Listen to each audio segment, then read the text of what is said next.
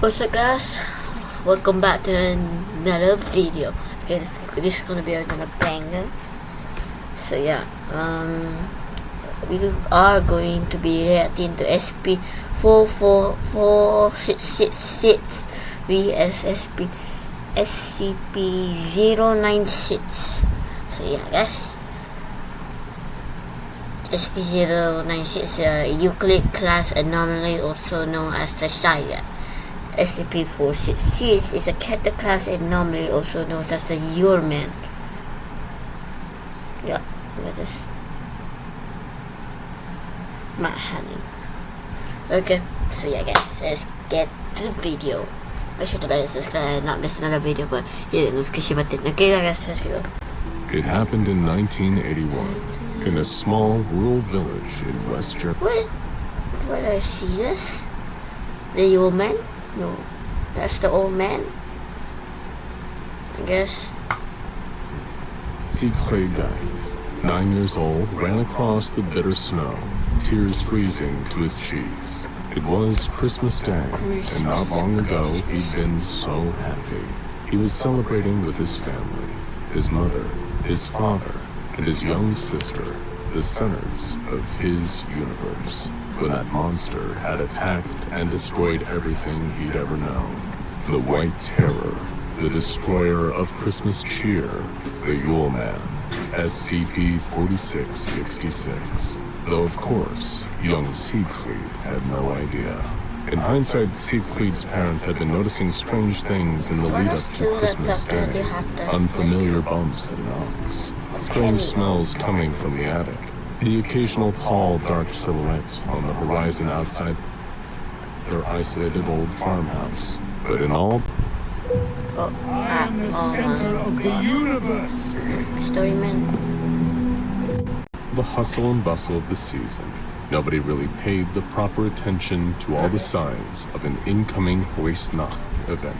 Every eerie feeling was just written off as stress or overactive imaginations. None of the Geis family knew about the true danger they were facing until they woke up to see the Yule Man standing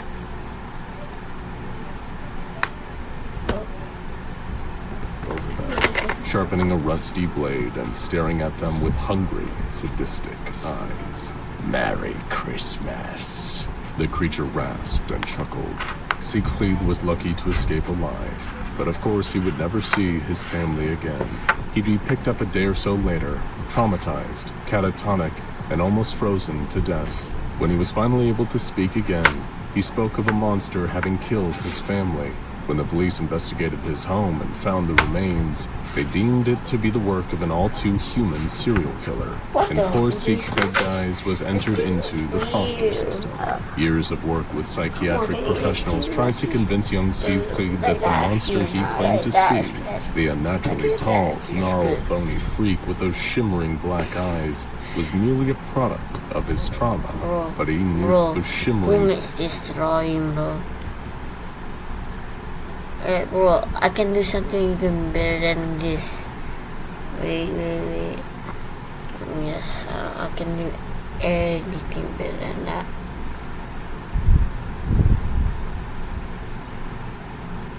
While we wait for that, we're gonna...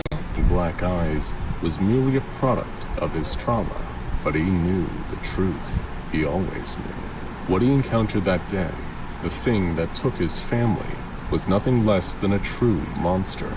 And at 9 years old, Siegfried made a vow he would one day kill the monster, no matter what it took. Okay guys, look at this, bro. I can do something even better. Let me just swap.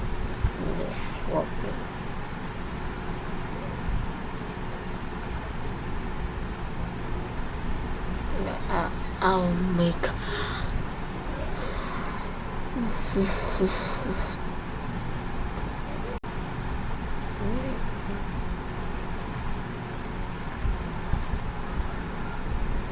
Okay guys, just get back to the video. Okay, yes, let's just go back. Interest, in addition to the perfection of his academic life, was his own private research into the supernatural. He became an expert in all things occultic and anomalous, sightings of ghosts, phantoms, aliens, and monsters. He wanted to know it all. No, needed to know it all. He would arm himself with knowledge, wanting to know everything he could in advance of the confrontation that would be his final destiny. He also began obsessively researching attacks similar to the ones that killed his family, and found an eerie pattern seemingly to unfold all over the Northern Hemisphere. During the 12 days of Christmas, entire families would be found dead in their homes, mutilated horrifically, often with children having gone completely missing. They happened far enough apart in terms of time and space that no connection was drawn between the events, all just random attacks according to the police and media. Weren't the connections obvious? He didn't understand it. It was almost like there was some kind of sweeping cover-up of... I don't like that skins, bro. What skin is this, bro? If I can I draw? I don't know if I can draw him.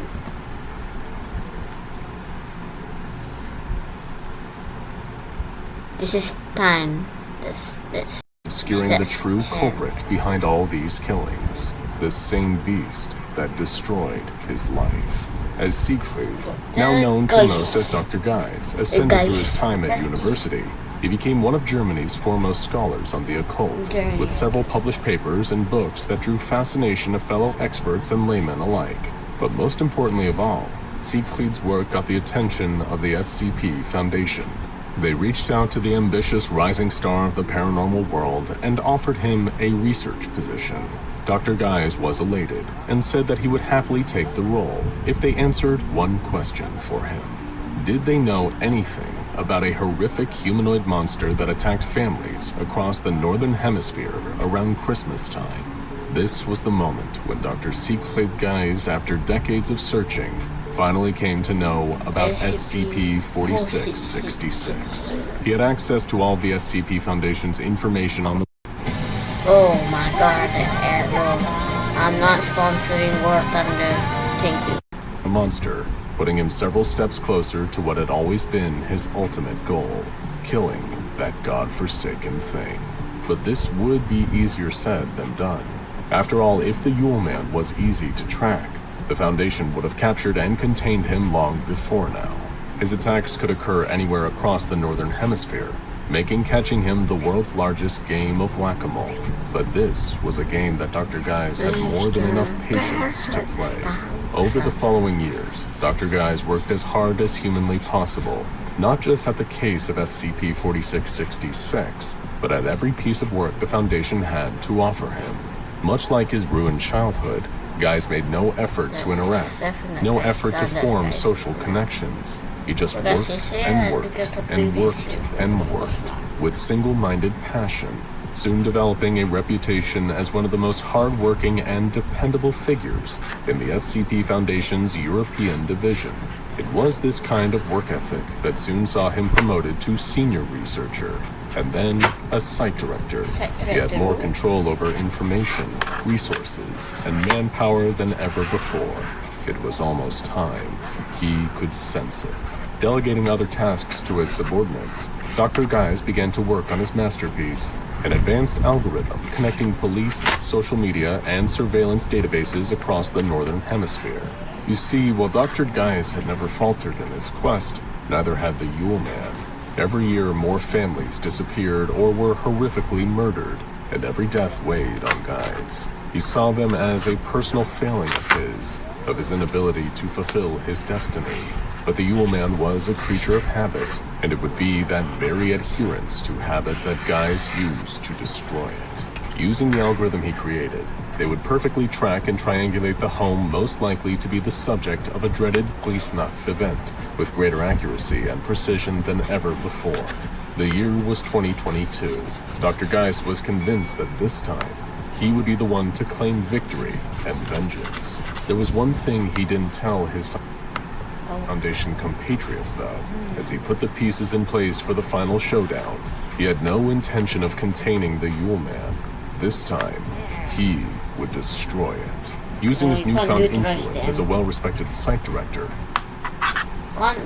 he requested the transfer of a few high-profile anomalies. as well as the services of a crack mobile task force death squad. It was time.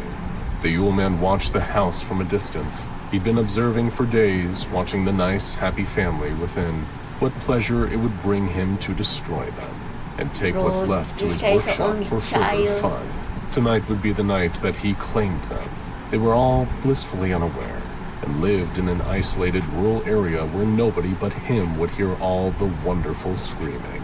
The second the lights went out inside the house, he would strike, and bring about some Christmas fear.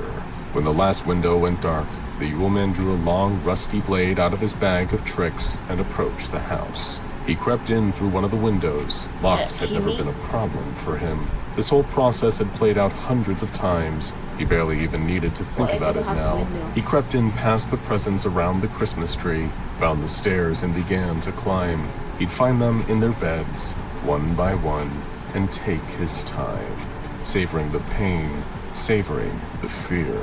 He went into the youngest one's bedroom first, his lips pulled back into a manic grin.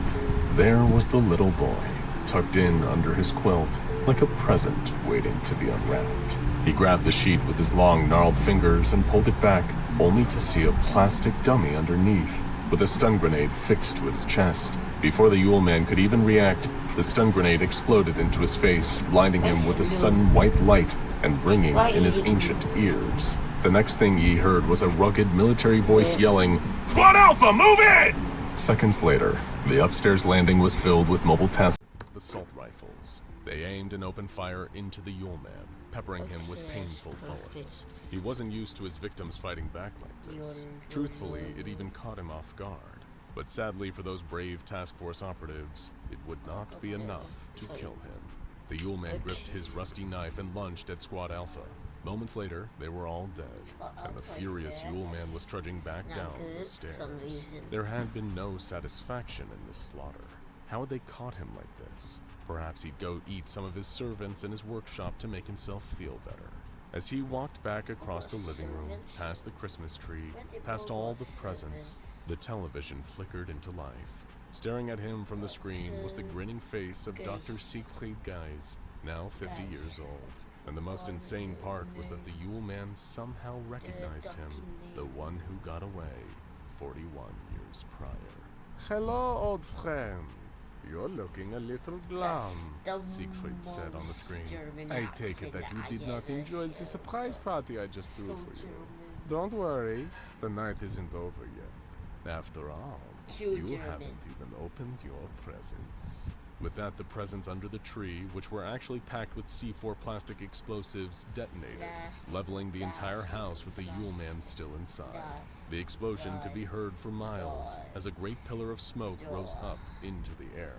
Several hundred meters away, Dr. Siegfried Geis waited and watched, flanked by Foundation agents and more mobile task force soldiers, taking in the majesty of the explosion. Dr. Geis remained steely-eyed and watched the blaze. Somehow he knew that even that would not be enough to end the monster permanently. He nodded to the lieutenant he'd brought with him. Bro, I'm not sponsoring Meadow. Do not done the Meadow. Meadow is the worst thing ever that could happen. Okay, even though I have done it. Don't use Meadow. Squad out! Squad Bravo! Use Meadow. Oh, time to engage! The man barked in response. The remaining agents and MTF operatives, armed with assault rifles and submachine guns, descended on the burning wreckage of the house. Moments later, a tall, dark figure, the Yule Man, injured but alive, crawled out of the... Okay. But one thing, Red Hulk is not an evolution of Hulk. And what the heck was this? That sucks to be here, bro. That's gonna be bad. blaze. Immediately, the team opened fire, giving the monster everything they had.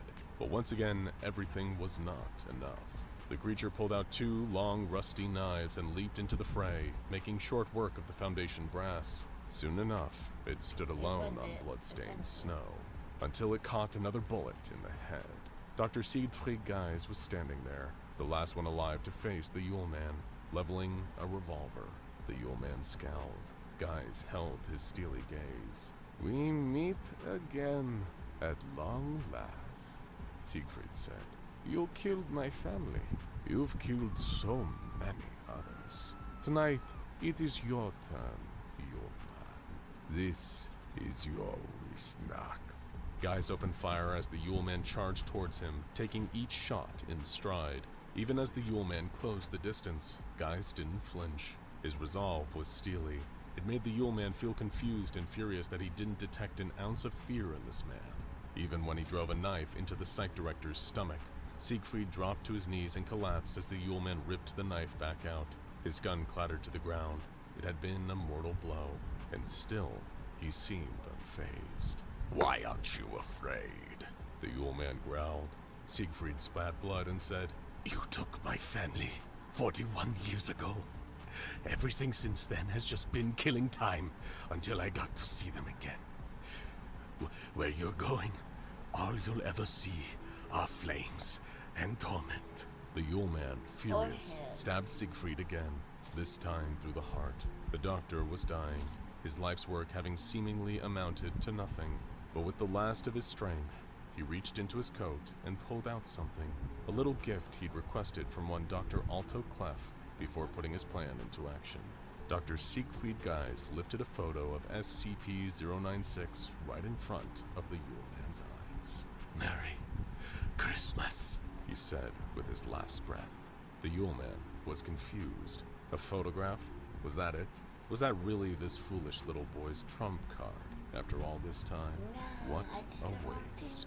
Then, without a moment's warning, SCP-096 barreled into the Yule Man, sending them both rolling across the snow. One of Siegfried's preparations was to have SCP-096's containment cube temporarily relocated to only a mile away from the ambush site to avoid collateral damage. If everything else failed, then SCP-096 would be their Hail Mary pass, their finishing move. And it worked marvelously. As strong and evil as the Yule Man was, he'd been weakened by the night's battle, and the Shy Guy was an order of magnitude more powerful than his sadistic foe. The Yule Man screamed in horror as SCP-096 set upon him with claws and teeth.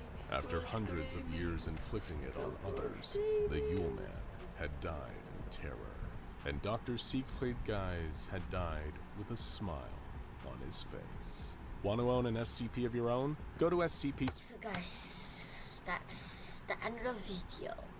So if you guys enjoy, make sure to like and subscribe and hit the notification button so you won't miss another video by me, the